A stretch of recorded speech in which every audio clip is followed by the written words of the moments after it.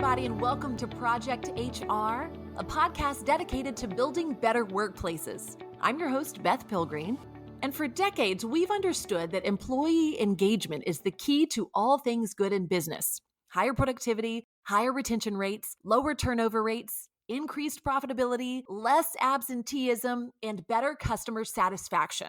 As a result, over the years, leaders have taken no end of engagement training courses, read articles, attended workshops, and started engagement initiatives, all in the hopes of increasing employee engagement. But how can you be sure that these efforts are working? You have to be able to measure employee engagement, and that is where today's guest comes in.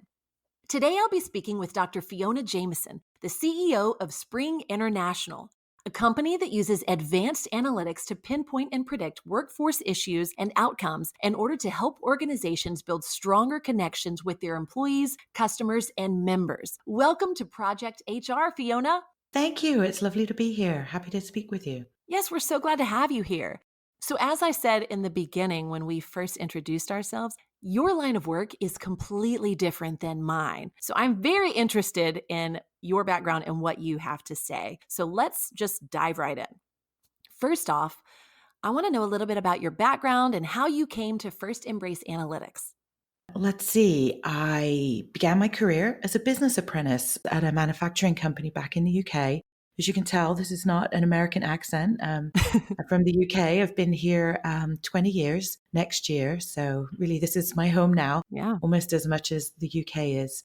So once I left that business apprenticeship, I went and got myself a business and finance degree, and then ultimately really enjoyed studying and ended up with a PhD in human resource management. Once I had that, I started work at a management research center for several years. And that's where I really started to have my love of analytics. I was exploring the impact of downsizing of organizations, the impact it was having on those employees who were left behind afterwards after change, and really started exploring the quality of work life. And I think that's where I really got interested in the connection between employee engagement and business performance.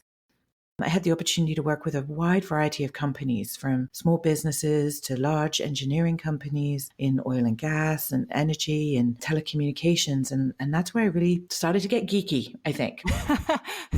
Well, I love that you love research, because that is something that I do not appreciate as much. But we need people like you. So I'm interested, what do you think it is about people analytics that makes people so nervous? Do you think it's the idea of equating people with numbers, or solely that it involves math? That's a great question. I think most people get into the world of HR because they like people. Funnily enough, they pretty much learn very quickly that then they start to hate people because, it's not an easy job. But I think the reality is, though, that they start in HR because they like people. And even in, college or when they were getting their education, they probably avoided numbers. It wasn't necessarily their skill set. But increasingly, due to technology advances, it's becoming more and more common and part of the role. And it can be intimidating. They're faced with dashboards and tracking numbers, and the CFOs saying to them, what's the return on investment? Show me the numbers, show me the worth. Yeah. And so I think it can be a little intimidating if that's not your strong suit. Right. So even when you think about the most common measures, such as turnover, that might seem straightforward, but even within one organization, there can be multiple ways of calculating the same thing. So pretty quickly, it becomes overwhelming. And I think that's what puts a lot of people off. Well, in talking about calculating turnover, that would be one example of the question I'm about to ask you. What do you think analytics bring to HR? I mean, we need that data, right? But in general, how do analytics help employee engagement efforts specifically that would make their lives easier and help them to achieve their goals? So I think analytics can bring focus to HR. I think it can provide insight so that HR managers and leaders know where to focus their time and energy, especially in a large organization where they have limited resources. For example, with employee engagement data, your results may vary widely throughout your organization, and you're going to want to focus on those work groups that are really struggling versus trying to identify one size that fits all. If you've got 300 locations and there's only 5 of you, where do you spend your time and energy? An engagement survey or engagement data is going to allow you to really focus. It's also going to help you to determine the right solutions for your work groups. For example, one work group might be disengaged due to a poor leader. Another group may be disengaged due to the lack of career growth. And so data and information and insights allows you to provide a much more targeted support and solutions that really meet employees' needs. And that's what employees want. They want to feel heard. So I think that's what analytics and good, solid data can bring. They can allow you to be more focused in your time and energy in your HR role. Yeah, it sounds like it really helps you prioritize. Exactly. Yeah. So let's break down the process of using people analytics to measure employee engagement. How does this begin? So, the most important element of any kind of measurement is that you're measuring the right things. You need to start by understanding does the business need? What is the business strategy? You should be measuring those things that allow you to make a more informed and strategic HR decisions. Maybe that is engagement, but it could also be cultural alignment if you're going through mergers and acquisitions. It could also be leadership development if you're going through significant growth. It could be change readiness if your organization is thinking. So the first step is really determining what are the right things to measure. And we typically start by talking to the executives in a company. What are the business decisions you're going to be needing to make in the next few years? What are the types of people you might be looking to hire? Who might be losing through retirements and those people aging out of the organization, and how are we going to replace those? And that's going to inform what you measure in your engagement survey or in any other data collection that you do. How long does this process usually take? And do you do this on the front end of, let's say, the very beginning of a company? Or is this something that when they see that processes aren't working like they should, then they bring you guys in? Like, when do you guys usually do this and how long is this process? So it really varies based on the organization. In a mature organization that's been around for a few years, they probably have some existing data, but maybe they're suddenly going through change and it's an issue that, suddenly brings this need for data and insights to light. For example, maybe they've gone through a big merger and acquisition. Now they've got a whole other group of employees and they don't understand how they are thinking and feeling. It could be that they're suddenly having to downsize and now they need to understand, how employees are coping with that and how they can best be supported. So it really depends on where the organization is. If they're a brand new organization, they've only been in business for a few years, then we're starting from scratch. Mm-hmm. And in that case, we may spend a little bit more time understanding and trying to find out what is the culture, what information would be useful for decision making. So it really depends where they are in their growth and their maturity as an organization, the level and depth of Right. measurement that might be needed. That makes sense. And how do you measure this data? Do you conduct surveys or do you do focus groups or both? It's a little bit of all of the above. Mm-hmm. So, for most organizations, we recommend an online survey because it's the quickest, easiest, and most efficient way of gathering data from your employees. It also creates very succinct data, because you can ask for close ended questions on scales and get people to rate different elements. But in some cases, you want to really understand the why behind the numbers. And that's when we leverage things like employee interviews, focus groups, online focus groups. And that's where you're really able to get, a group of people virtually together and ask them questions in an interview, just like we're having now, and getting them to share, why is it you feel this way? What do you think would be a good solution? What does good look like? Having your employees be able to give you that information is extraordinarily valuable. And when you do, let's say a company does hire you for your services, would this be like a once a year type of thing, or would this be a continuous ongoing effort with employees? One of the questions we most frequently get asked is, how often should we survey? And we actually think that's the wrong question to ask. The right question is, how quickly can I respond to this data? Because some organizations are pretty slow moving. By the time they've got their data, it takes them a few months to cascade the information, get people to work on it, and then respond.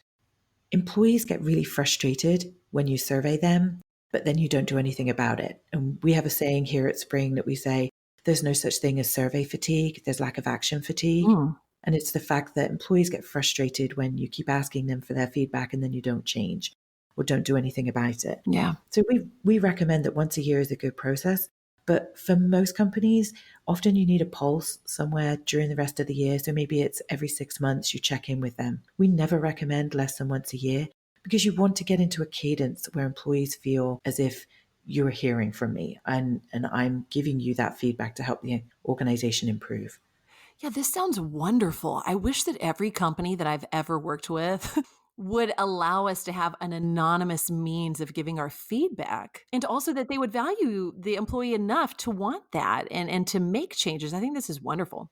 Yeah, and I think in industry today, when you look around at those best employers, those that are on their best places to work list, they have a process like this. I mean, it's a very common technique, a way of really building that level of engagement with your employees. Employees like to know that you care what they think. Absolutely.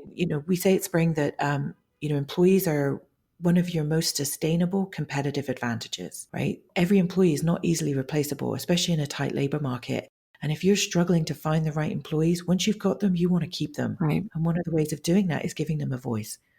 Right. Absolutely. I think we all want our voice to be valued in whatever position that we're in. For those employees, though, that are not interested in these surveys, how can a company ensure that they're going to get thoughtful responses from those employees that are actively disengaged or disinterested? This is a tough one because when employees are skeptical or when trust is low, it can be really hard to get them to trust you to respond to a survey. And I think this is actually where using a third party is critical because many companies do their surveys in house.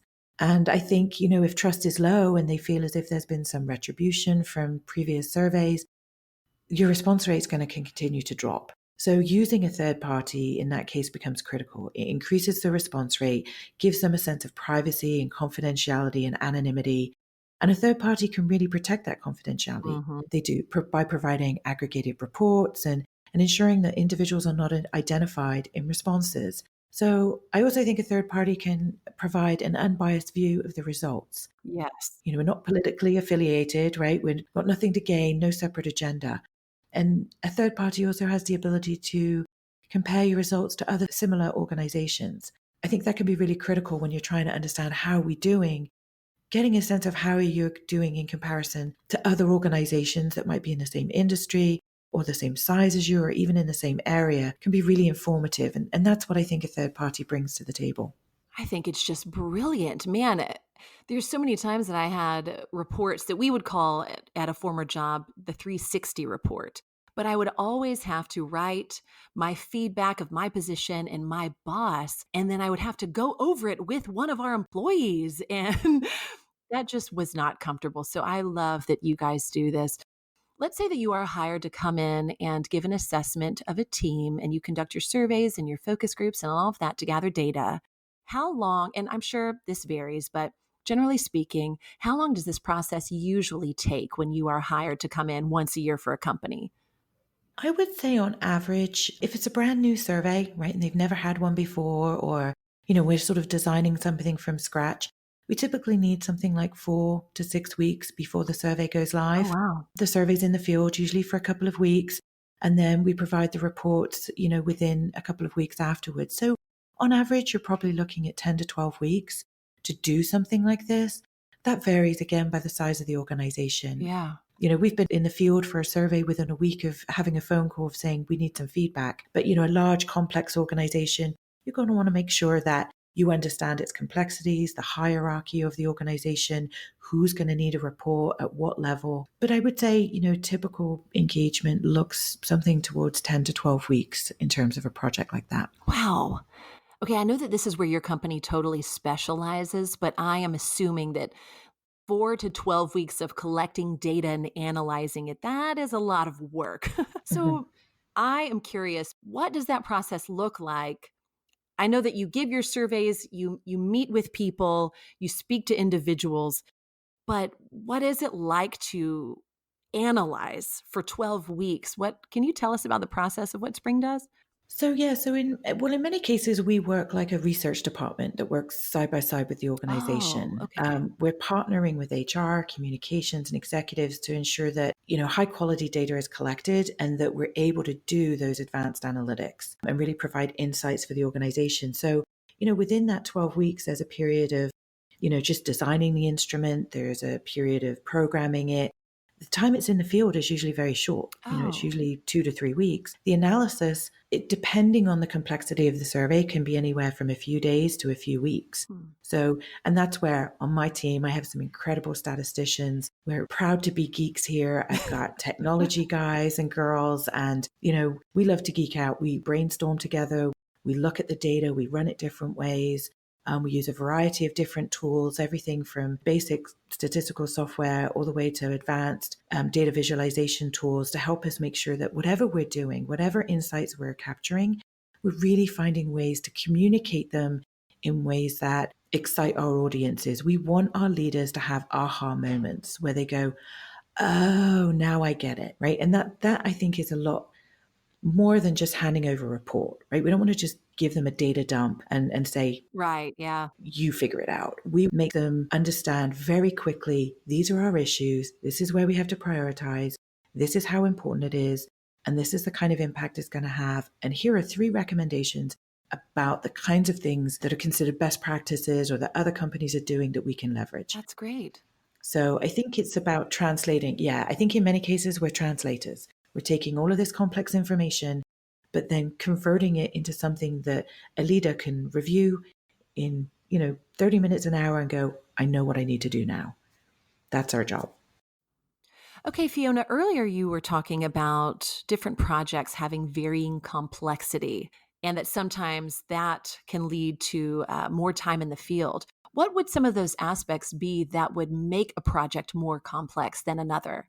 I think complexity can come from a variety of different situations. So, for one of our clients, they're a large multinational company. They have employees around the globe in over 15 different countries. So, the complexity there is we're dealing with different languages, we're dealing with different kinds of data, we're dealing with different data laws. So in Europe, for example, they have the GDPR process, which means that there's certain data you can and cannot collect and it have to be handled differently. That adds to the complexity. We also have projects that are complex even within a relatively small organization. Maybe they've got employees who are contract employees, part-timers, employees who maybe work at another company. So for example, we work with a technology company whose employees actually spend time at other organizations. So who do those employees feel most connected to? Is it the employee, the facility or organization they're working at, or is it the organization that's paying their paycheck? Right. So there can be different complexities in the way in which a company operates. Another example is we work with a lot of transportation and logistics companies. You have employees who are out in the field, they're driving trucks. You've got employees who are on the dock, moving freight. In those circumstances, you're not going to be responding to a survey when you're driving. So how do you access those hard to reach employees? How do you make sure they have a voice? And sometimes that allows us to use mixed methodologies, whether it's, a smartphone survey, maybe it's a telephone survey, maybe they do the survey on paper. So I think complexity can come from many different angles. And when we really work with clients to figure out what's the best approach for them, we really have a very customized approach to providing the service that we do. Yeah, it seems like you guys really cater to not only each individual company, but each individual employee, which I really appreciate. Absolutely. I think we want employees to have a voice. We're really passionate here about ensuring that employees love where they work. We love where we work at Spring. We love doing this work. And I want other employees to have that same great experience. I want them to come to work and love what they're doing, feel valued, feel as if their company values them and they enjoy what they do. And I think giving them a voice and utilizing tools like this really helps companies to do that. Absolutely. How many companies can your team work with at one time? Like if you're hired for a company, do you guys focus all of your efforts on that one client, or do you have multiple teams that can do many client services at once? We work with clients based on teams. So we have every client gets assigned a project lead and then a team that sits behind them. And each team lead can have multiple clients that they're working with. And the interesting thing about research is that it's happening all year long. Some clients who are busy in the retail season, are doing their surveys at a certain time of year. Manufacturing has a different season of when they're busy. So we're able to have, manage multiple projects, multiple clients at once and really, never been able to say, we don't have capacity for that. We've really been successful in leveraging the technology that we have in order to run multiple surveys at the same time, everything from the US to globally. And I think, technology has enabled us to do that. Is there an ideal size of a company that would be perfect for this type of data gathering? Or, I mean, are there any companies that are too small to work with for something like this? I don't think there's any company too small to really want to give their employees a voice. I worked with an organization last week who has 10 employees, and they really hadn't ever sat down and asked their employees anonymously what they thought of working for the company. Wow. So I think it can be really powerful. Those employees felt really valued that their leader thought it was important for them to have a voice. They identified some issues as a team. They're going to work on them. They're actually going to create a team charter that's going to help them improve the culture of the company. And they're really small. Now, they may not be able to do the large analytics projects, and they're probably not going to be able to predict turnover because they don't have the level of data needed. But once you've got about 100 employees or more, you really are able to start doing advanced analytics. So I think even a small company can get value from asking for feedback from their employees. Again, they're going to know your organization better than anyone else. They're your most valuable asset. They're typically your biggest cost. Hmm. So why aren't we spending time listening to what they say and their experience? I think once it gets to, 100 or employees or more, it's hard to spend time with every single employee and ask them for their feedback. And a survey or online focus groups or this technology really enables you to get that feedback in a way that helps you to analyze it and make timely, useful responses to it. Do you ever work with teams that really just need to get to know each other better and spend more time bonding with each other? Does your team ever recommend team building activities? Oh, absolutely, all the time. You would be surprised at how many times we identify dysfunctional teams in the survey. I think that's a very common outcome where we're looking to build team alignment. We often also identify opportunities for just focusing in on the culture, making sure that everybody knows, what are the right behaviors? What are we looking to create here? What kind of environment do employees really want to embrace? That's what's going to make them go the extra mile. That's what's going to make them put in that discretionary effort and ultimately improve your business performance. Sometimes it's team alignment, cultural alignment. Often it's leadership effectiveness. Hmm. We frequently promote managers into positions because they were great at the job that they do. And then we assume that they're going to be good managers. And that's often not the case. It's a whole other skill set, right? Being a people leader is a tough job to do. And we often put people in their role and you don't give them support and training that they need. And Yeah. we see that as a very common cause of disengagement where maybe they love the company they work with, they love the work that they do, but they just do not have a good relationship with their manager or their leadership team. Yeah. And that can really drive down engagement. I think so too. I think it's one thing to have your voice heard in your position that you're in, but it's also another thing to feel liked by your boss and to feel liked by your colleagues. I think that that engagement is really important. So I'm glad that you guys do that as well. Well, I'd love to hear about some results that you guys wouldn't mind sharing with me. Can you tell us about any of the experiences of some of the Spring International clients? Yes, absolutely. I can give you a couple of examples. We've worked with a number of companies who are growing quickly, and we've helped them to both identify what their company values should be and the culture that they're trying to build, and then build measurement programs that allow them to measure that cultural alignment and how effective they are. We've been able to look at the relationship between that alignment with the culture and level of engagement and sales and profitability and see where, companies can be most profitable where the culture is the strongest.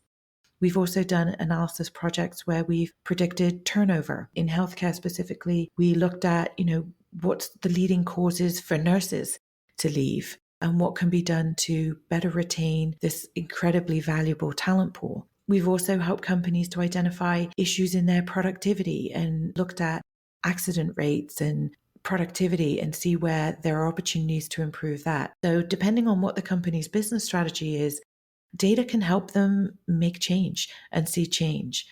So we've worked with a number of different manufacturing companies where we've looked at their operations and how engaged employees are and looked at how they can improve both their productivity and their safety numbers.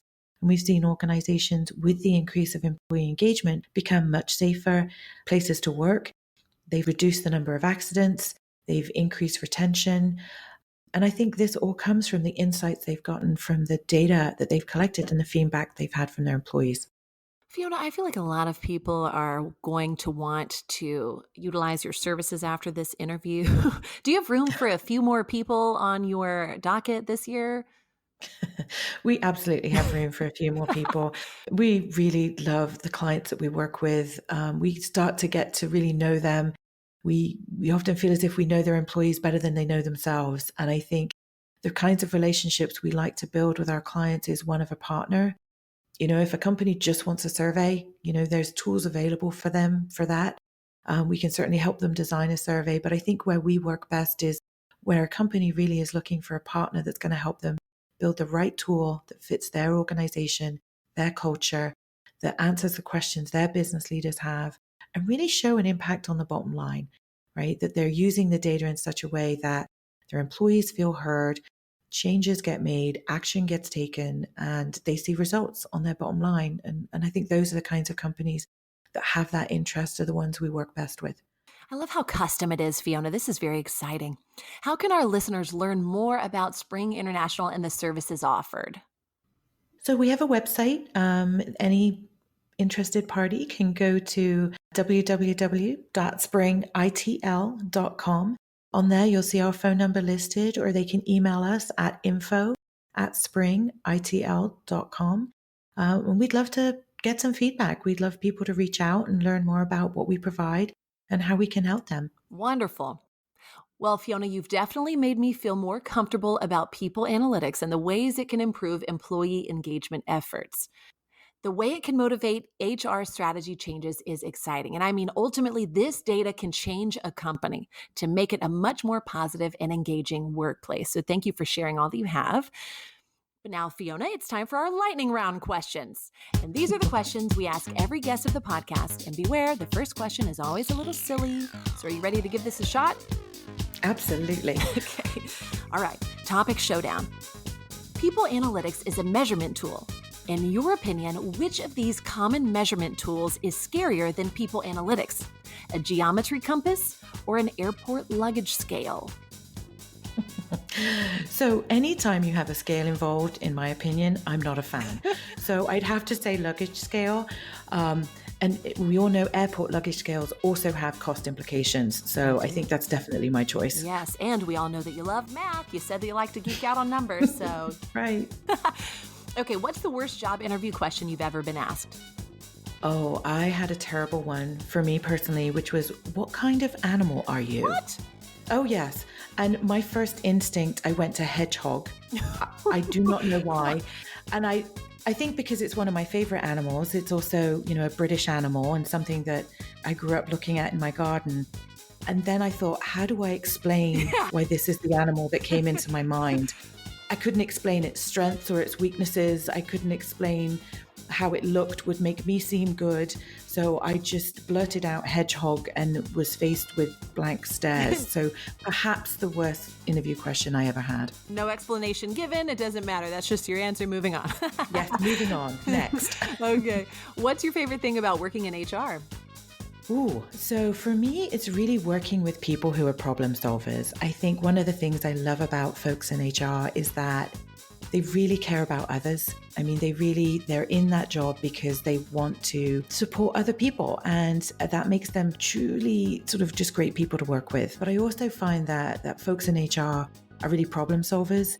They like to help others. They like to solve problems for the organization. And I think that's my favorite thing. Who or what inspires you? I have a number of things that inspire me. One is my kids, the way that they think and approach questions. They're very critical thinkers. Kids have no filter. And I think they will ask the why question a lot, especially when they're in those early years.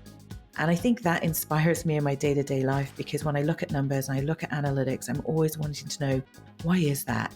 Why do people feel that way? Why do I have a really low score here? And so they always inspire me to think differently about something. Well, that's awesome. Thanks for joining me today, Fiona, on this very first episode of Project HR. Thanks. It's been a great opportunity. I've really appreciated this. Well, we loved having you. And thanks also to our listeners. Don't forget to grab the companion for this episode at projectionsinc.com/podcast. In it, you'll find notes, links, resources, and more. Also, if you'd like to be on Project HR or know someone who would, feel free to chat with us live at projectionsinc.com/podcast. Or email us at projecthr@projectionsinc.com. And we are a brand new podcast, so we really do look forward to hearing from you. Please feel free to give us your feedback about this episode, and we hope you'll become a subscriber. Don't forget to rate us on Apple Podcasts, Google Podcasts, or wherever else you get your content. That's it for me for now. Let's make it a great day at work.